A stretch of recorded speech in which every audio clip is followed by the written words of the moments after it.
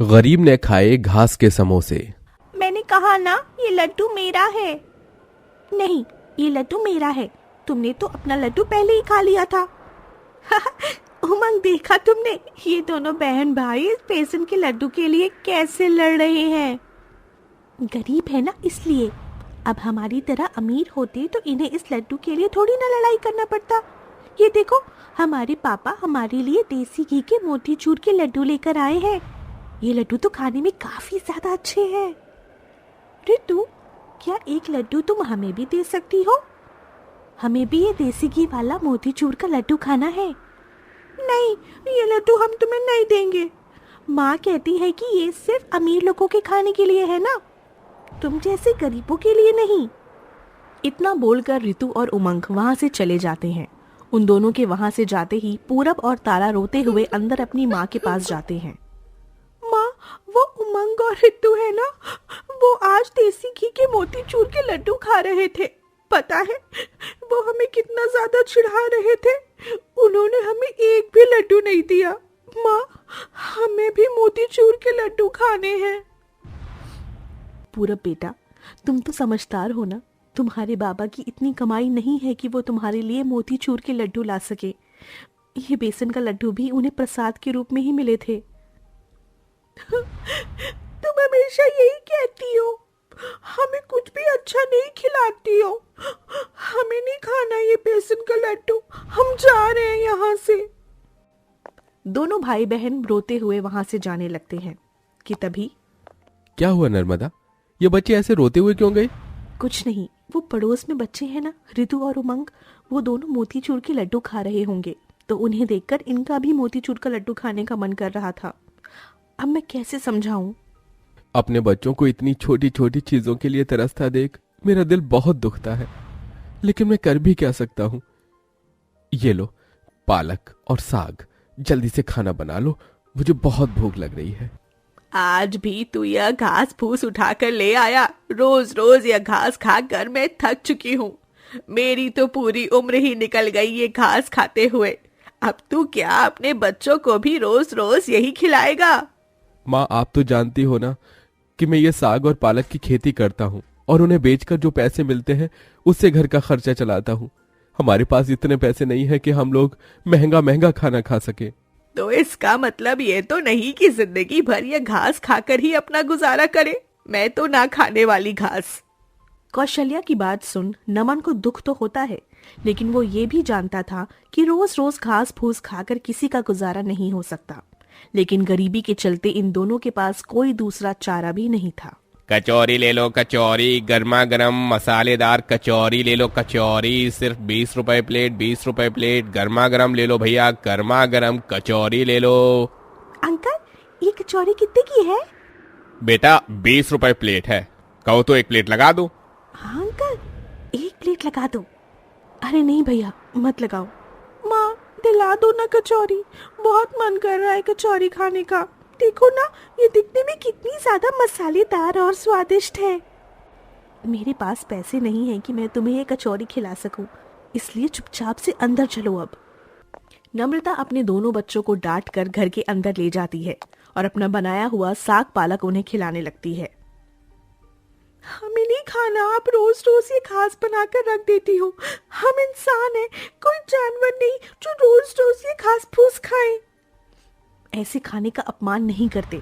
तुम्हें पता है, कुछ लोग ये खाने के लिए तक तरसते हैं। तो जो लोग तरसते हैं आप उन्हें ही दे दो, लेकिन हम ये नहीं खाएंगे। अपने बच्चों को रोज रोज ऐसे खाने के लिए रोता देख नम्रता को दिल ही दिल में बहुत दुख होता था, लेकिन वो जानती थी कि अपने बच्चों को ऐसी चीजों के लिए तरसता देखने के अलावा और कुछ नहीं कर सकती। समय बीतता रहा और पूरा परिवार घास फूस खाकर ही अपना गुजारा करता रहा। आज तो माँ ने बहुत बढ़िया समोसे बनाए हैं। ये आलू और पनीर के समोसे खाने में बहुत ही ज्यादा स्वादिष्ट हैं। ऐसे समोसे तो वो हलवाई बिरजू लाल भी बनाता है। अब तो मैं हर छुट्टी में माँ से ये पनीर वाले और आलू के समोसे बनवाऊंगा। चलो अब जल्दी से ये समोसे खा लेते हैं, वरना ठंडे हो जाएंगे तो माँ डांटेगी। रितु, उमंग, तुम दोनों क्या खा रहे हो? देखो, माँ ने हमारे लिए गर्मा गर्म पनीर और आलू के समोसे बनाए हैं और उसके साथ साथ ये खट्टी मीठी चटनी भी। ये तो खाने में काफी ज्यादा स्वादिष्ट होंगे ना? हाँ, ये खाने में बहुत ज्यादा टेस्टी है। काश तुम दोनों भी हमारी तरह ये आलू और पनीर के समोसे खा पाते। तुम दोनों हमें एक समोसा दोगी? हमारा भी समोसा खाने का मन कर रहा है। हमारी माँ तो हमारे लिए कुछ भी नहीं बनाती है, लेकिन तुम्हारी माँ तुम्हारे लिए हर छुट्टी के दिन इतना बढ़िया बढ़िया खाना और पकवान बनाती है। हम तुम्हें समोसा दे तो दे, लेकिन वो क्या है ना, अगर तुमने समोसे खा लिए और तुम्हारा दोबारा खाने का मन हुआ तो तुम्हारी माँ तो ऐसे समोसे बनाएगी नहीं। इससे अच्छा है कि तुम ये समोसे खाओ ही मत। अब जाओ यहाँ से। हमारे समोसे को और नजर मत लगाओ और हमें हमारे समोसे खाने दो। दोनों भाई बहनों को गर्मा गर्म मसालेदार समोसा खाता देख पूरब और तारा के मुंह में पानी आ जाता है, जिसके बाद आज तो हमारी छुट्टी है, हमारे लिए समोसे बनाओ ना। माँ, पता है उमंग और रितु की माँ ने उनके लिए पनीर और आलू के समोसे बनाए हैं। कितनी बार कहा है तुमसे, ऐसे खाने पीने की जिद मत किया करो। इस घर में तुम लोगों को और मुझे सिर्फ खाने के लिए घास ही मिलेगी और कुछ नहीं। क्यों, सही कह रही हूँ ना मैं बहू? माँ, हमारे लिए समोसे बना दो ना, हम दोनों एक एक समोसा ही खाएंगे। माँ प्लीज हमारे लिए समोसा बना दो ना। ठीक है बच्चों, चलो रोना बंद करो। आज तुम्हारी माँ तुम्हारे लिए समोसा जरूर बनाएगी। अपनी माँ की बात सुन तारा और पूरब दोनों बच्चे बहुत खुश होते हैं और आंगन में खेलने के लिए निकल जाते हैं। बच्चों से तो वादा कर दिया समोसे बनाने का, लेकिन तू समोसे बनाएगी कैसे? नम्रता घर में रखी पालक और साग को अच्छे से पीस लेती है। उसके बाद वो उसे घर में रखे हुए थोड़े से आटे के साथ मिलाकर गूंद लेती है। वहीं दूसरी तरफ पालक और साग के छोटे छोटे टुकड़े कर उसके अंदर मिर्च मसाले डालकर उसे उस गूंदे हुए आटे के साथ मिलाकर समोसे के आकार का बना लेती है और थोड़ी ही देर में समोसे बनकर तैयार हो जाते हैं।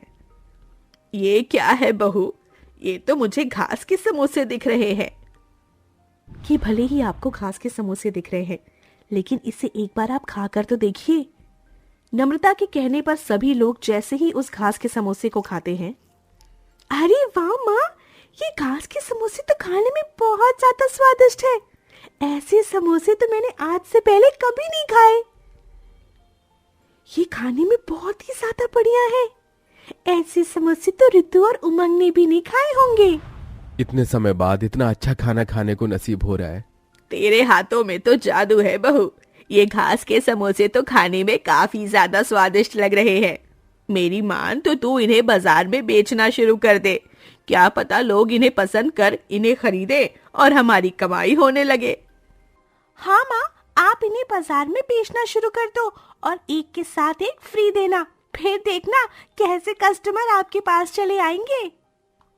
सबकी बात सुन नम्रता भी समोसे को बेचने के लिए सोचती है।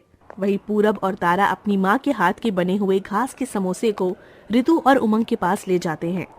तुम लोगों को समोसे खाने को नहीं मिले तो तुम ये घास के समोसे खा रहे हो। ये घास के समोसे दिख रहे हैं, लेकिन ये असल में घास के समोसे नहीं है। एक बार खा के तो देखो, तुम दोनों को ये बहुत पसंद आएंगे। इसे खा के तो तुम सब कुछ भूल जाओगे। रितु और उमंग जैसे ही उस घास के समोसे को खाते हैं, वाह, ये घास के दिखने वाले समोसे तो खाने में बहुत ही बढ़िया है। ऐसे समोसे तो मैंने आज से पहले कभी भी नहीं खाए। क्या तुम हमें एक और समोसा दे सकते हो?